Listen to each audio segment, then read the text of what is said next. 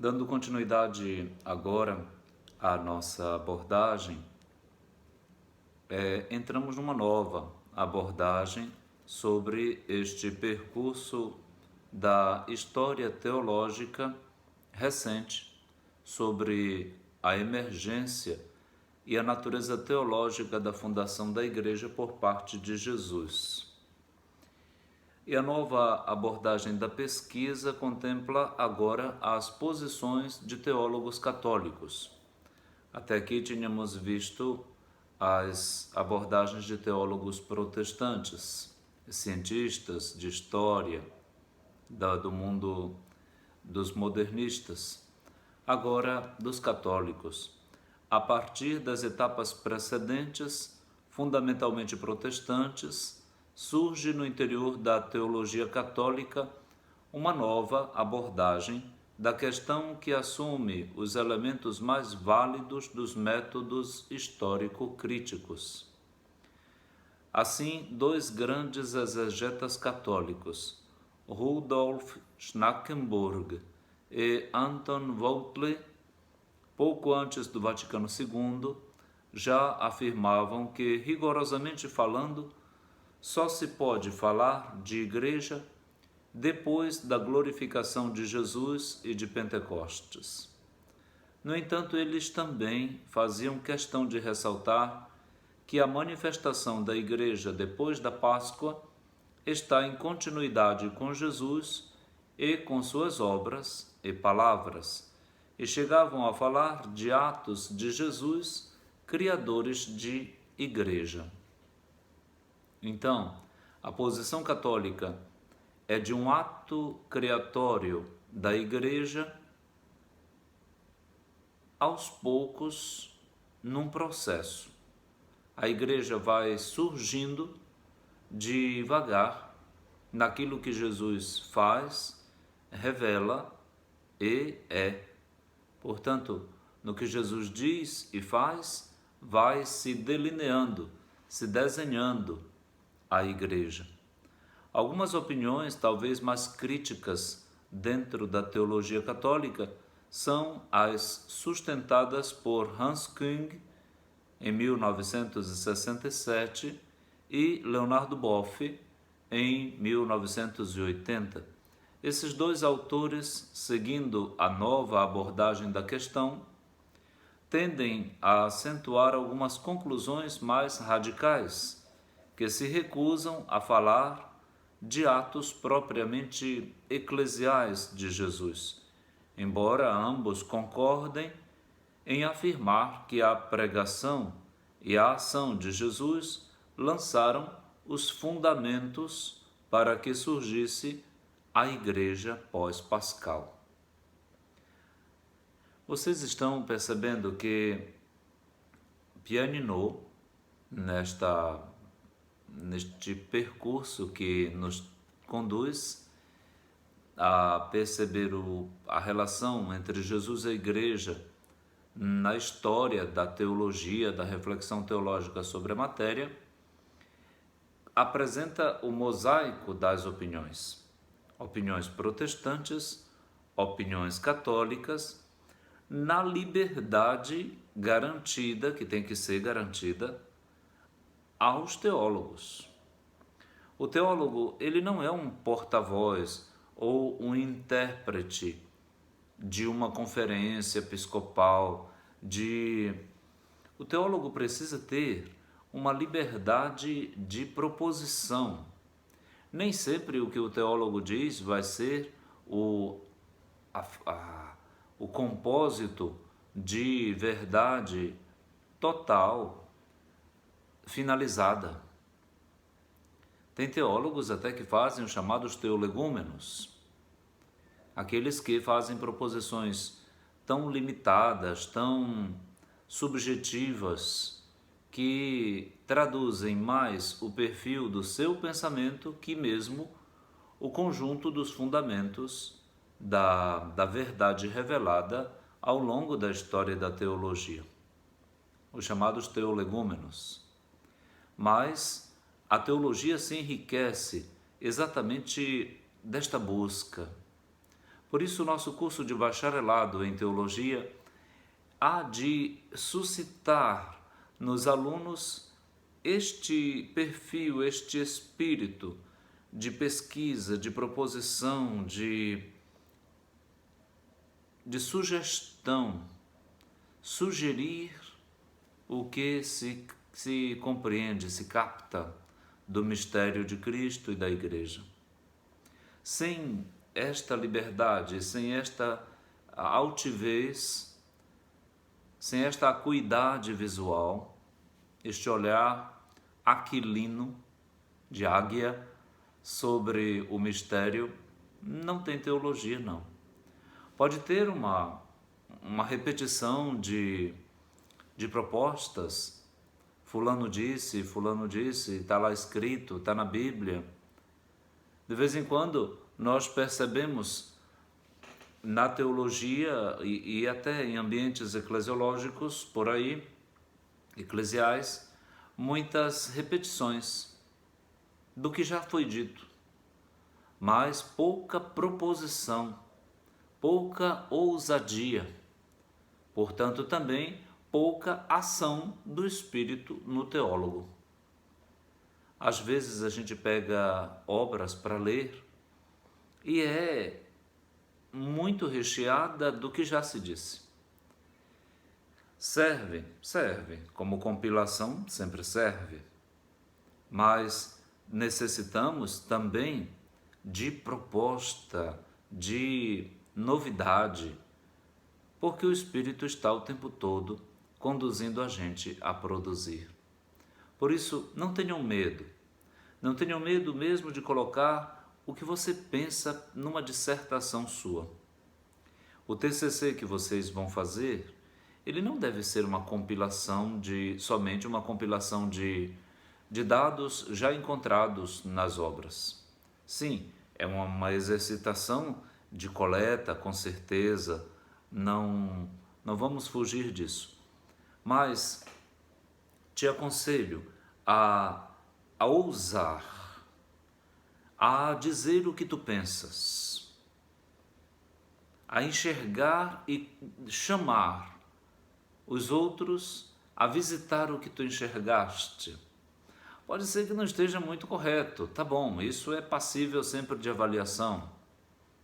Mas tu enxergaste, para ti, aquele elemento do mistério, aquela pequena faceta do diamante multifacetado, multilapidado, é importante para ti e para todos, para mim. Não tenha medo, você é capaz de enxergar o que eu não consigo enxergar. E a riqueza e a beleza respeitosa, recíproca dos teólogos está nisso. Me convidar para frequentar um ambiente que você entrou e eu não tinha me dado conta de que estava lá, disponível, e você o encontrou e me chamou a visitar. Eis a riqueza da teologia. Vale a pena. Portanto, queridos alunos e alunas, ousem com responsabilidade, evidentemente. Ousem com inteligência. Creiam para entender e entendam para acreditar sempre mais. É o lema da Faculdade Católica. Credo ut intelligam. Busquem para compreender, compreendendo, busquem mais ainda para crer sempre mais. E então a gente vai percebendo que o maravilhoso mistério da Igreja, que é facsímile do mistério de Cristo, vai se revelando e se desenhando devagar. Também aos olhos, às expectativas dos teólogos ao longo da história. Agora, após esta nova abordagem, a nova síntese exegético-teológica, a eclesiologia implícita de Jesus de Nazaré. Tudo lá, na página 46 do Pianinô. partindo das etapas dessa questão e das dificuldades que ela comporta, a semelhança com a temática sobre a cristologia implícita de Jesus de Nazaré, sugeriu o que podemos chamar de uma nova síntese exegético-teológica com a categoria eclesiologia implícita. A expressão foi consagrada no documento de 1986 da CTI, a Comissão Teológica Internacional, sobre a consciência de Jesus. A consciência de Jesus, a consciência que ele tinha de si mesmo. E, portanto, também a consciência que ele tinha de fundar a igreja. Essa ótica reúne os resultados de diversos estudos católicos dos últimos anos. A eclesiologia implícita significa que Deus leva adiante o reino de Deus, iniciado por Jesus, e que permanece fiel a esse início quando o confia, depois da Páscoa, a uma igreja, ligada ao mesmo tempo a esse início. Seguem essa linha as reflexões recentes a respeito de Jesus Cristo, entendido não tanto como fundador de uma nova instituição, mas como o Salvador de Israel, aquele que reuniu o verdadeiro Israel dos últimos tempos, a Igreja. Destarte, o cristianismo nascente seria primariamente um movimento de renovação situado no próprio judaísmo, que pouco a pouco consumou sua ruptura com o judaísmo farisaico oficial, conforme o afirmaram Thyssen e Gerhard Lohfink. Lohfink tem uma obra sobre a igreja, uma obra crítica, de eclesiologia crítica. Deus precisa da igreja? É a pergunta de Lohfink nesta obra, que não atenta em nada à eclesiologia ortodoxa, dogmática, católica, não. Mas a pergunta que Lohfink faz é exatamente para dizer como é que foi se desenhando o papel fundamental e necessário da igreja. Exato, para responder a sua pergunta na obra, se Deus precisava verdadeiramente da igreja.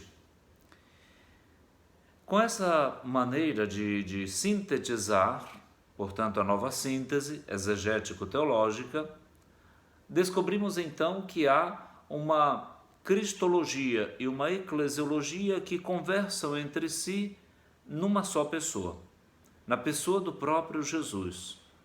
Ele vai permitindo conhecê-lo por aqueles que o buscam dentro de etapas sucessivas.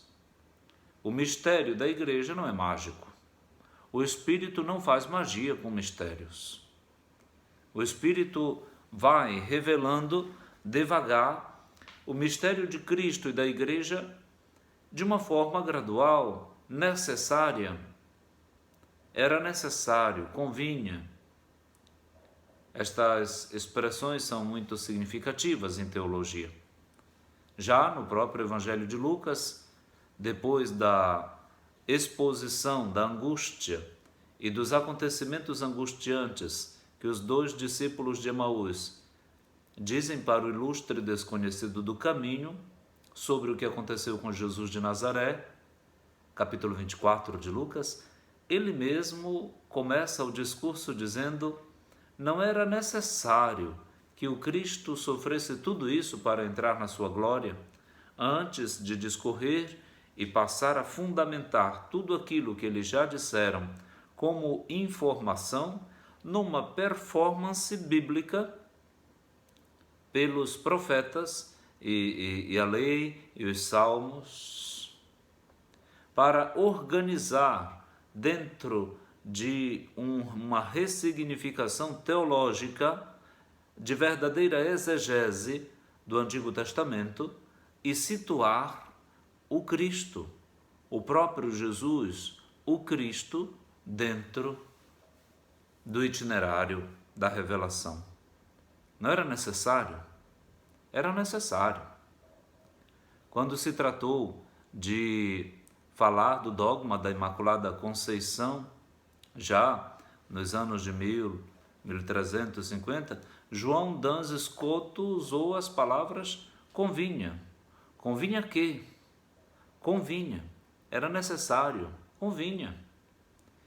E então, também, ao longo da história da teologia, era necessário, convinha que devagar o dogma da Igreja, a verdade sobre a Igreja, vá nascendo aos poucos. E vocês acham que nós já estamos com tudo revelado sobre a Igreja? Não. Nada parou, nem a cristologia, nem a eclesiologia. Não há doutores finalizados em teologia sobre Cristo e sobre a Igreja. Não há. Aliás, a teologia toda está em franco desenvolvimento. Portanto, é bom guardar isso aqui. Próximo capítulo, a gente vai ver o rumo a uma abordagem teológica da relação originária e fundadora de Jesus com a Igreja. Então, até daqui a pouco, na próxima aula.